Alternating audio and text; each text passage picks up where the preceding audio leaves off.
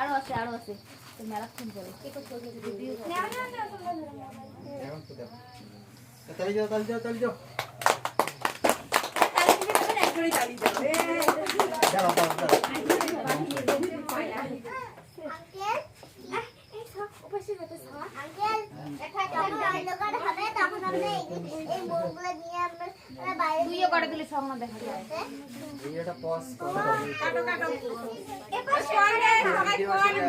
Happy birthday to you. রূপুরের মুখ আজকে বন্ধুকে